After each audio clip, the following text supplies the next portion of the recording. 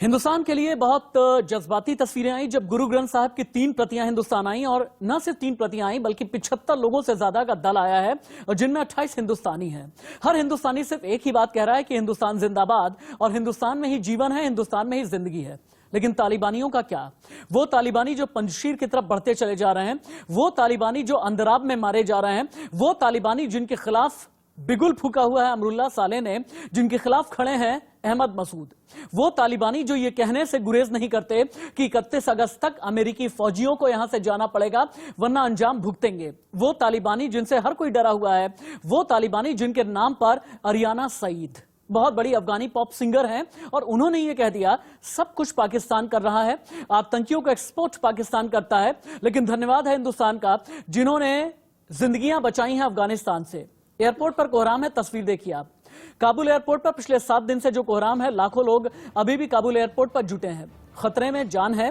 गुरु ग्रंथ साहिब का संकल्प लेकर और भारत को आखिरी विकल्प मानकर सिख समुदाय के लोग लौट करके आए, और ये कहने में उन्हें गुरेज नहीं है कि हम सिर माथे पर लगाकर, अपने सिर पर सजाकर गुरु ग्रंथ साहिब को लाए हैं। लेकिन हिंदुस्तान की खूबसूरती यह है कि हम सेफ हैं। हिंदुस्तान आकर के हमें लगने लगा है कि अपना मुल्क हम छोड़ करके क्यों गए। हिंदुस्तान आकर के हमें यह एहसास हुआ है कि तालिबानियों की हुकूमत के आगे हिंदुस्तान कितना मजबूत मुल्क है। हिंदुस्तान के लोकतंत्र की जय करते हुए ये लोग आगे बढ़े हैं। लेकिन सवाल 5 है। 31 अगस्त की जो धमकी तालिबानियों की तरफ से दी गई है, अमेरिका क्या करेगा? पंजशीर से क्या तालिबानी लड़ पाएंगे? सालेह मसूद क्या करने वाले हैं? भारत का स्टैंड क्या होने वाला है? कब सरकार बनाएंगे तालिबानी? पहली बड़ी खबर, पहली ब्रेकिंग न्यूज। अफगानिस्तान से 78 लोगों को दिल्ली लाया गया, 25 भारतीयों समेत 78 लोग दिल्ली लाए गए हैं। ये इस वक्त की बड़ी खबर है। और काबुल से अगवा हुआ है यूक्रेन का प्लेन, ये इस वक्त की बहुत बड़ी खबर है। काबुल से यूक्रेन का प्लेन अगवा कर लिया गया है, और यूक्रेन के प्लेन को अगवा करके कहां ले जाया गया है इसके बारे में अभी तक कोई जानकारी नहीं मिली है। लेकिन कहा यह जा रहा है कि काबुल से यूक्रेन का जो प्लेन हाईजैक किया गया है, ये हाईजैकिंग तालिबानियों ने की है। तालिबानी लेकर के कहां गए हैं? ठीक इसी तरह जैसा कि आज से लगभग 22 साल पहले 1999 में कंधार हाईजैक प्लान बनाया गया था, और काबुल से अगवा हुआ है यूक्रेन का प्लेन। यूक्रेन का प्लेन हाईजैक करके कहां ले जाया गया है?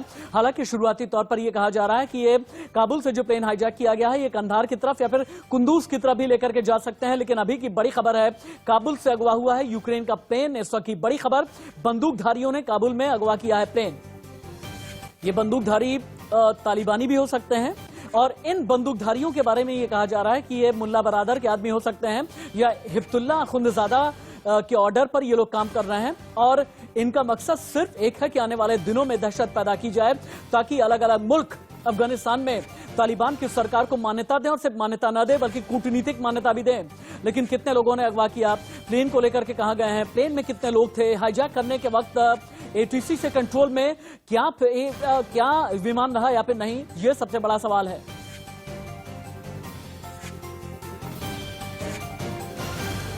विमान में अभी की जो खबर है उसमें 83 लोगों के सवार होने की खबर आ रही है, और तालिबानियों को लेकर के ये कहा जा रहा है कि कुछ बंदूकधारियों ने काबुल में ये प्लेन अगवा किया है। ये तालिबानी भी हो सकते हैं, ये जैश के आतंकी भी हो सकते हैं, अल-कायदा आईसिस से भी इनका संबंध हो सकता है। लेकिन शुरुआती तौर पर अभी पता नहीं चल रहा है कि किस टेररिस्ट आउटफिट से ये लोग जुड़े हैं। बंदूकधारी यूक्रेन के डिप्टी मिनिस्टर ने यह दावा किया है कि यूक्रेन के विमान जिसमें 83 लोग सवार थे उसे अगवा कर लिया गया है।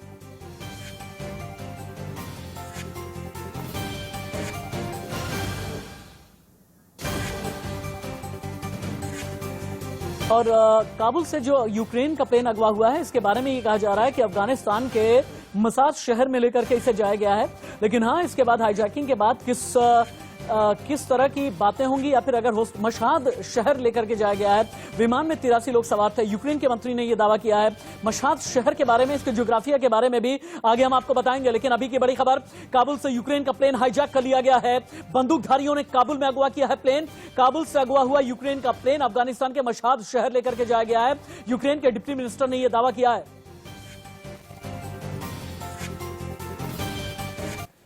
इस वक्त एक और बड़ी खबर, अफगानिस्तान से 78 लोगों को दिल्ली लाया गया। 25 भारतीयों समेत 78 लोग दिल्ली पहुंचे हैं। अपने साथ लेकर के आए हैं गुरु ग्रंथ साहिब की 3 प्रतियां। केंद्रीय मंत्री हरदीप सिंह पुरी ने ये प्रतियां रिसीव की हैं। बहुत ही जज्बाती ये पल, और हिंदुस्तान के सेंटिमेंट से जुड़ा हुआ ये पल है, जब केंद्रीय मंत्री हरदीप सिंह पुरी ने अपने सर पर रखकर गुरु ग्रंथ साहिब को एयरपोर्ट से बाहर लेकर के निकले। अगली बड़ी खबर, अफगानिस्तान से भारत पहुंचे 3 गुरु ग्रंथ साहिब। इंडिया न्यूज के पास गुरु ग्रंथ साहिब की एक्सक्लूसिव तस्वीरें हैं। केंद्रीय मंत्री हरदीप पुरी ने गुरु ग्रंथ साहिब की ये प्रतियां रिसीव की हैं और अभी की हम तस्वीरें दिखा रहे हैं। ये गुरु ग्रंथ साहिब की प्रतियां हैं जो इंडिया न्यूज की सुपर एक्सक्लूसिव तस्वीरें अभी आप देख पा रहे हैं और इनमें सिख समुदाय के कई नेता हैं। भारतीय जनता पार्टी के नेता तजिंदर पाल बग्गा भी आपको तस्वीरों में नजर आ रहे हैं और केंद्रीय मंत्री हरदीप पुरी ने एयरपोर्ट पर अफगानिस्तान से लौटे लोगों का भी स्वागत किया और इसके बाद गुरु ग्रंथ साहिब को एक गुरुद्वारे में लाकर के रखा गया है। अफगानिस्तान में तालिबानी कब्जे के बीच काबुल से लौट करके ये लोग आए हैं। भारतीयों को निकलने का सिलसिला जारी है। 78 लोगों को लेकर एयर इंडिया का AI 1956 विमान तजाकिस्तान की राजधानी दुशांबे से दिल्ली पहुंच चुका है। इनमें 25 भारतीय नागरिक, 46 अफगानी सिख भी शामिल हैं। तस्वीरों में आप देख पा रहे हैं कि किस तरह से हरदीप पुरी एयरपोर्ट के अंदर निकले, नंगे पांव हैं। 3 प्रतियां हैं गुरु ग्रंथ साहिब की। विमान में काबुल के गुरुद्वारों की 3 गुरु ग्रंथ साहिब की प्रतियां लाई गई हैं। केंद्रीय मंत्री हरदीप सिंह पुरी, वी मुरलीधरन, बीजेपी नेता आरपी सिंह खुद दिल्ली एयरपोर्ट पहुंचे, प्रतियां अपने माथे पर रखी, एयरपोर्ट से बाहर लेकर के आए। गुरु ग्रंथ साहिब की इन प्रतियों को नगर कीर्तन के साथ दिल्ली के गुरुद्वारे में लेकर के जाया गया है और इसके लिए खास पालकी साहिब की भी तैयारी की गई है।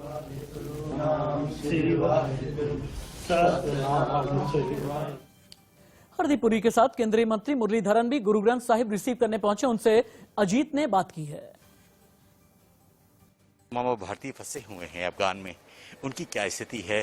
उन सबको वापस लाने का प्रयास जारी है और मुझे लगता है कि आने वाले कुछ दिनों में जो भी वापस आना चाहते हैं उन सबको हम लाएंगे। कैमरामैन परशुराम चौहान के साथ अजीत श्रीवास्तव, इंडिया न्यूज।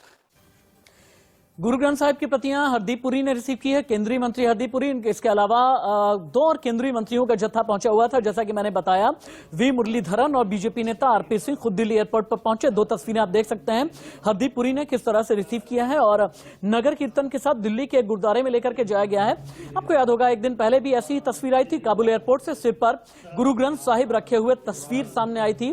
यहां अफगानी सिख भारत आने वाली फ्लाइट के इंतजार में थे।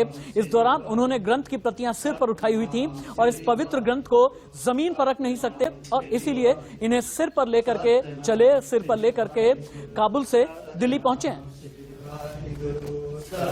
Start by thanking the Honorable Prime Minister who has made it possible to carry out these rescue operations to bring our brethren who are in difficult circumstances there.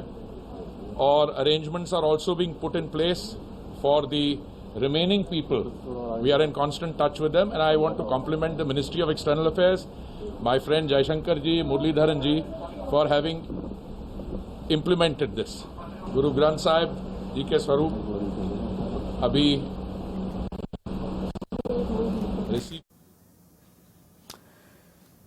अब आपको हम दिखाते हैं ग्राफिक्स के जरिए, जहां पर अफगानिस्तान में तालिबानियों को असल में चैलेंज मिल रहा है। वो चैलेंज जो मिल रहा है अहमद मसूद के जरिए, वो चैलेंज जो मिल रहा है अमरुल्लाह सालेह के जरिए।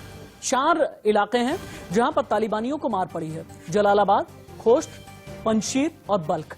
यहां से ग्राफिक्स को चेंज करेंगे और तालिबान ने जो अपनी सरकार बनाने का प्लान किया है ना, इसमें राष्ट्रपति कौन होगा, प्रधानमंत्री कौन होगा, उपराष्ट्रपति कौन होगा, वित्त मंत्री, विदेश मंत्री और शिक्षा मंत्री की जिम्मेदारी किन किन को दी जाएगी, एक एक करके देखें आप। प्रेसिडेंट मुल्ला बरादर, प्रधानमंत्री हिब्तुल्लाह अखुंदजादा, उपराष्ट्रपति की जिम्मेदारी मुल्ला याकूब को मिलेगी, वित्त मंत्रालय की जिम्मेदारी सिराजुद्दीन हक्कानी को, सुहेल शाहीन को विदेश मंत्रालय दिया जाएगा और इसके अलावा जबीउल्लाह मुजाहिद, जिसके बारे में यह कहा जा रहा है शिक्षा मंत्रालय की जिम्मेदारी।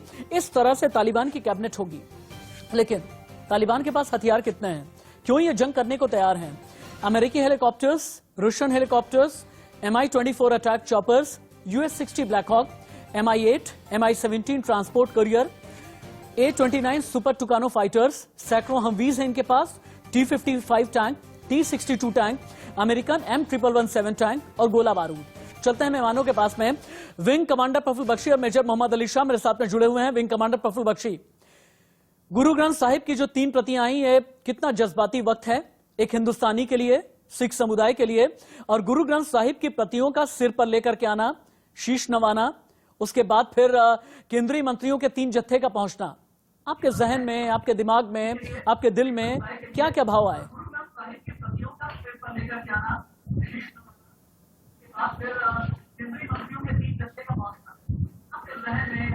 विंग कमांडर प्रफुल्ल बख्शी, अगर आप आपके सामने शायद टीवी चल रहा है, अगर आप उसे म्यूट करेंगे शायद अच्छे से बात होगी।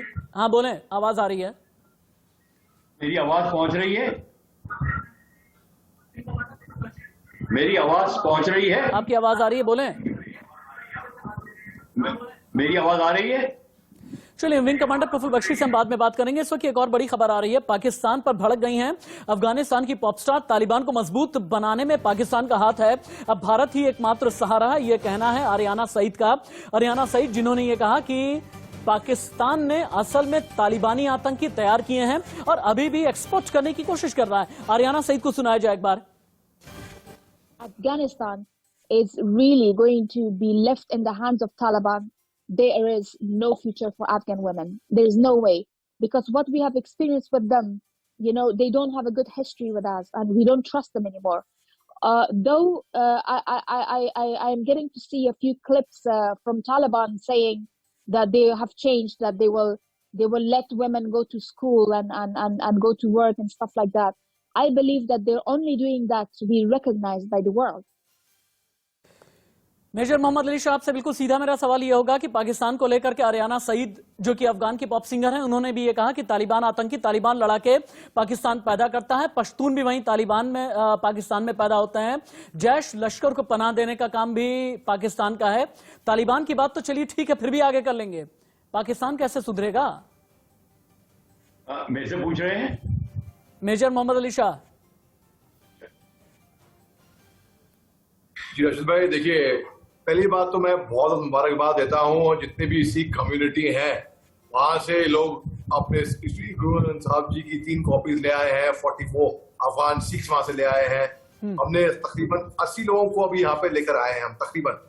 अब देखिए, बात ऐसी है कि इसमें दिखाता है कि हिंदुस्तान की जो भावना है इंसानियत के तौर पे हिंदुस्तानियों की, वो बहुत ज्यादा है। क्योंकि ना ही सिर्फ हम हिंदुस्तानियों को बचा रहे हैं, बल्कि हम वहां से जितने भी बाकी लोग अटके हुए हैं जो अफगान हैं, उनको भी हम वहां से निकाल रहे हैं। अब देखिए, पाकिस्तान जो है इस तालिबान के टेक ओवर को ऐसे सेलिब्रेट कर रहा है जैसे कि उनकी कोई पर्सनल विक्ट्री हो। ठीक है। अब बताइए, कोई ले रहा नहीं है, कोई तुक नहीं है। अब तालिबान ने फूड और सप्लाईज और फ्यूल और सप्लाईज काट दिए एक जगह पे अफगानिस्तान के। क्या मतलब है? क्या मतलब है? जहाँ पे अब देखिए, पंशीर में अब्दुल्ला सलेह थे वहां पे, और मसूद वहां पे तैयार कर अपनी फौज की हम तालिबान से लड़ेंगे, लेकिन उन्होंने ये भी कहा था उस टाइम में कि हम एक वॉर लाइन सिचुएशन नहीं चाहते, मतलब खून खराबा नहीं चाहते वहां पे। तो हम फौज तैयार तो कर रहे हैं, ठीक है, मगर अगर वो चाहे नॉर्दर्न अलायंस तालिबान को मुश्किल वक्त दे सकती है अगर वो चाहे तो, लेकिन अभी नेगोशिएट करेंगे। लेकिन सवाल यह है कि नॉर्दर्न अलायंस वाले कब तक लड़ेंगे? अहमद मसूद कब तक लड़ेंगे? अमरुल्लाह सालेह कब तक लड़ेंगे? अब्दुल रशीद दोस्तम उज्बेकिस्तान से आएंगे या फिर आ चुके हैं? अब्दुल रशीद दोस्तम के साथ में अमेरिका खड़ा रहेगा या फिर नहीं? क्योंकि अब्दुल रशीद दोस्तम जो है वो एक मार्शल हैं, इनके बारे में ये कहा जाता है कि इनका इंतजार पूरे पंजशीर को है, इनका इंतजार पूरे अंदराब को है, बल्कि यूं कह लें कि इनका इंतजार पूरे मजार शरीफ को है। लेकिन मजार शरीफ से क्या तालिबान के खिलाफ लड़ाई लड़ी जा सकेगी? कितने मजबूत रहेंगे अभी आगे आने वाले दिनों में अमरुल्लाह सालेह? ये भी बहुत बड़ा सवाल है। आगे बढ़ें उससे पहले कमांडर प्रफुल्ल बख्शी का ये कहना है कि पीओके पर चढ़ाई का वक्त आ गया है, लेकिन क्या वाकई में पॉलिटिकल टाइमिंग, स्ट्रेटेजिक टाइमिंग, फौज के हिसाब से टाइमिंग, डिप्लोमेटिक टाइमिंग ऐसी है कि पीओके पर इस वक्त चढ़ाई कर दी जाए? नहीं, मैं विंग कमांडर प्रफुल्ल बख्शी की बात से इत्तेफाक रखता हूँ। उन्होंने वैसे बहुत सुंदर बात कही है। देखिए, बात ऐसी, यही तो एक वक्त है, अगर कहते हैं अगर अभी नहीं तो कभी नहीं, if not now then never, कभी तैयारी तो कभी होगी नहीं, वो वक्त कभी पूरा आएगा ही नहीं। हमको बस कूद पड़ना होता है, अक्सर ऐसा होता है, और अक्सर ऐसा होता है कि हम जब तैयारी नहीं है उसी टाइम पे हमको बस करना पड़ता है। अब अच्छी बात आपको बताता हूँ मैं, 6 देश ऐसे हैं जिन्होंने, आपको पता होगा ये बात, 6 देश ऐसे जिन्होंने बोला है हम सामने आएंगे जितने हिंदुस्तानी अफगानिस्तान में फंसे हुए हैं उनको वहां से निकालने के लिए। और 6 देश कौन से हैं? America, UK, UAE, France, Germany, कतार। अब देखिए, तो ये मतलब हमें इंटरनेशनल सपोर्ट बहुत मिलता है हर जगह से। लेकिन तो अमेरिका आज की तारीख में वो मुल्क है जो अंकल सैम वाली अपनी छवि को बरकरार नहीं रख पा रहा है, सुपर पावर वाली अपनी छवि को बचा करके नहीं रख पा रहा है। विंग कमांडर प्रफुल्ल बख्शी, 31 अगस्त तक की धमकी है, तालिबान ने ये कह दिया है अमेरिका को एक एक करके और पूरी तरीके से 31 अगस्त तक अफगानिस्तान की सरजमी को छोड़ना पड़ेगा। इस धमकी का कोई जवाब मिलेगा या फिर नहीं? देखो, उसकी इस धमकी का जवाब उनको मिल जाएगा। अभी अफगानिस्तान के इनकी जो फौज है तालिबानी की, वो उनके खिलाफ अफगान आर्मी अब खड़ी होने लग गई है। कोर कमांडर्स वापस आ रहे हैं, जिनको रिटायर कर दिया गया था वो भी वापस आ रहे हैं। अब्दुल रशीद दोस्तम की बात कर रहे हैं क्या आप? अब्दुल रशीद दोस्तम की बात कर रहे हैं क्या आप? नहीं, दोस्तम तो वॉर लीडर है, मैं कोर कमांडर्स की बात कर रहा हूँ। हाँ। अफगानिस्तान आर्मी के कोर कमांडर जिनको अलग कर दिया गया था वो वापस आ रहे हैं। अच्छा, मतलब जिन्हें अशरफ गनी ने पहले ही रिटायर कर दिया था। या उनको वो दे आर बीइंग रीइंस्टेटेड, और अमेरिकन अपना बॉम्बिंग स्टार्ट करने वाले हैं। उन्होंने वैसे ही स्टार्ट कर दी है, छुटपुट तो करते रहे हैं। मैं ये कह रहा था, भारत इस लड़ाई में भाग नहीं लेगा। भारत को वो ही करेगा जो भारत कहता है कि पीओके हमारा है, और कुछ उससे ज्यादा नहीं है। सो ये बिल्कुल आप देखेंगे, उसका मैंने फायदा आपको बता दिया क्या होगा, और इसका सपोर्ट सारी दुनिया हमको देगी।